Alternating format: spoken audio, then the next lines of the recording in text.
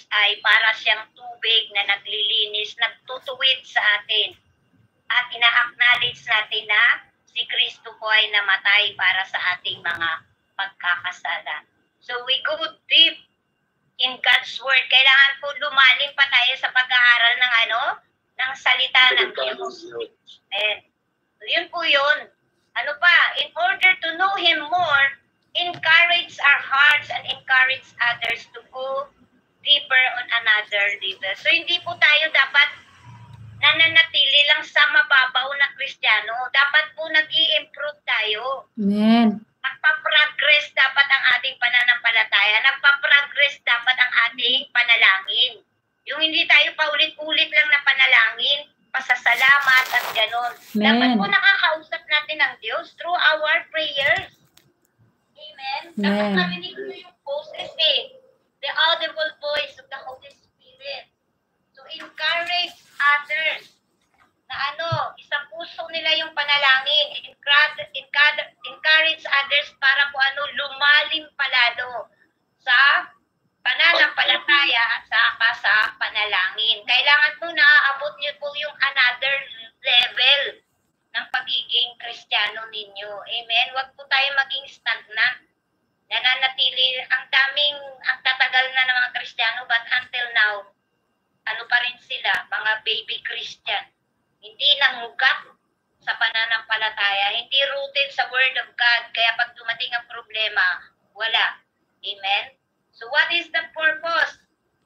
May purpose po kasi kung bakit po kailangan natin maging malalim po sa panalangin sa Diyos. Going deeper into the Word of God and prayers, yun?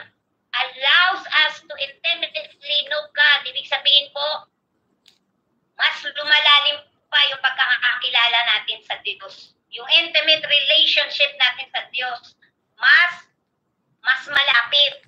Amen? Para siya nating kaibigan. Para siya nating companion na kasama natin araw-araw. Amen? Amen. So, ibig sabihin po, seeking God's best many times involves diligence and effort. So, para lumalim tayo, it involves diligence. Ibig sabihin po, nagpapatuloy tayo. Nag-i-effort po tayo. Amen? Hindi yung wala kang ka-effort para magpasalamat sa Diyos tuwing umaga. Wala kang ka-effort para man lang manalangin sa Diyos. Ikonsulta mo sa Diyos ang araw mo na ito para ikaw po ay pagpalain. Amen. Amen? So, mahalaga po yan. So, ang prayer po is a powerful. Why is prayer so powerful? Prayer is one of the most important, spiritual, powerful exercise to all believers of Jesus. Mag-i-end po tayo dito dahil 2 minutes and 24 seconds na lang ako. 1 Timothy 4:8. 1 Timothy 4:8. Pakibasa. 1 Timothy 4:8. Sana.